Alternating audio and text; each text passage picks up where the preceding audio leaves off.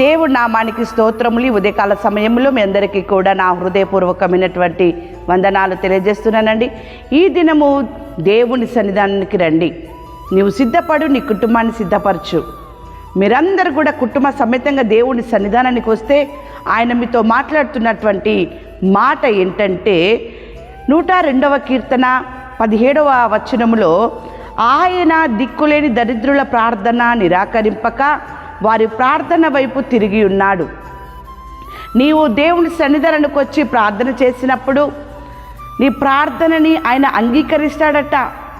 నీ ప్రార్థన వైపు ఆయన తిరిగి ఉన్నాడంట. దేవుని బిడ్డలారా, నువ్వు దేవుని సన్నిధానానికి రా. నువ్వు ఏది మొరపెట్టాలనుకుంటున్నావో, ఏది దేవునికి తెలియజేయాలనుకుంటున్నావో మీరు అది ఆయనకు తెలియజేసినప్పుడు ఆయన మీకు సమాధానం ఇస్తాడు.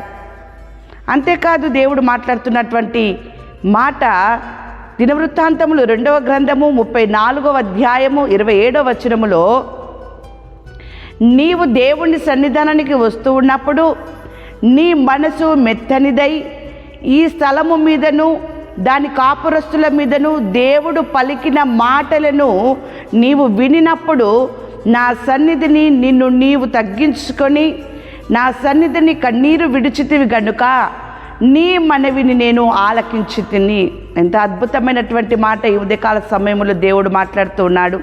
దేవుని సన్నిధానానికి నీవు వస్తూ ఉన్నప్పుడు భారముగా ఉన్నటువంటి నీ హృదయాన్ని, కఠినమైనటువంటి నీ హృదయాన్ని మెత్తన చేసుకొని దేవుని సన్నిధానానికి వచ్చి దీన మనస్కులై తగ్గించుకొని నువ్వు వచ్చినప్పుడు దేవుడు నీ మనవిని ఆలకిస్తాడట, నీ ఆరాధనని ఆలకిస్తాడట. నువ్వు దేవునికి అర్పిస్తున్నటువంటి అర్పణలని ఆయన అంగీకరిస్తాడని వాక్యం సెలవిస్తూ ఉంది. దేవుని బిడ్డలారా, అంతేకాదు అబ్రహాముతో మాట్లాడుతున్నటువంటి మాట ఈ ఉదయకాల సమయంలో మీతో కూడా ఆయన మాట్లాడుతూ ఉన్నాడు. మీకు కూడా ఆయన తెలియజెప్పుచూ ఉన్నాడు. ఆదికాండము 17వ అధ్యాయము 1వ వచనం నుండి మనం చూసుకున్నట్లయితే, నేను సర్వశక్తి గల దేవుడను, నా సన్నిధిలో నడుచుచు నిందారహితుడవై ఉండుము. నీవు దేవుని సన్నిధికి తగ్గించుకొని దీన మనస్కులై మీరు వచ్చి ఉన్నారు కదా, మీ ప్రార్థన ఆలకించి ఉన్నాడు కదా, మీ ఆరాధన అంగీకరించి ఉన్నాడు కదా, మీ అర్పణలు కూడా అంగీకరించి ఉన్నాడు కదా. ఆయన ఒక మాట అంటూ ఉన్నాడు మీతోని, నీవు దేవుని సన్నిధానంలోనంట నిందారహితుడిగా ఉండు. ఏ నింద లేనివాడిగా నీవు ఉన్నప్పుడు నిన్ను అత్యధికముగా అభివృద్ధి పొందించదనని మీతో చెప్పుచున్నాడు ఈ ఉదయకాల సమయంలో. అబ్రహాముతో కూడా ఇదే మాట చెప్పాడు. ఈ దినము దేవుని సన్నిధానానికి రండి, తగ్గించుకొని రండి. ఆయన మీతో మాట్లాడుతూ ఉన్నాడు. ఈ దినమున ఆయన మిమ్మల్ని దీవిస్తాడట, ఆయన మిమ్మల్ని ఆశీర్వదిస్తాడట. దేవుని బిడ్డలారా, అంతేకాదు ఆయన మాట్లాడుతున్నటువంటి మాటలలో దేవుని బిడ్డలారా, ఆయన నీకు ముందుగా పోవచ్చు. నీకు అడ్డుగా ఉన్న వాటన్నిటి కూడా తొలగింపజేస్తూ ఉన్నాడు. నీకు మార్గం సరళము చేస్తూ ఉన్నాడు. ఏ పని అయితే నా వల్ల కాదు అని నువ్వు అనుకుంటావో అది నీకు సాధ్యము చేసే దేవుడు నీకు ముందుగా నడుస్తూ ఉన్నాడు. ఆ రీతిగా దేవుడు నీ మార్గంను సరళము చేసే రీతిగా నిన్ను ఆశీర్వదించబోతూ ఉన్నాడు.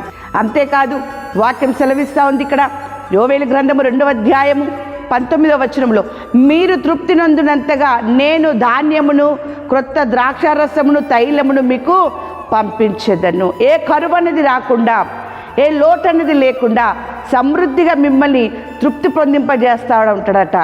దేవుని బిడ్డలారా, కుటుంబ సమేతంగా తగ్గించుకొని దీన మనస్కులై మెత్తనైనటువంటి మనసుతో దేవుని సన్నిధానానికి రండి, ప్రార్థించండి, ఆరాధించండి.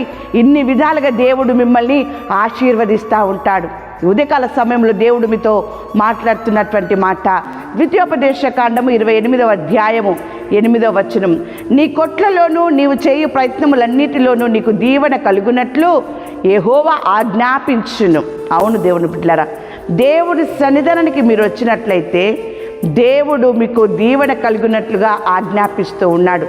అటువంటి దీవెన మీకు, మీ కుటుంబానికి నిండారుగా దేవుడు కలుగజేయునుగాక. ఆమేన్.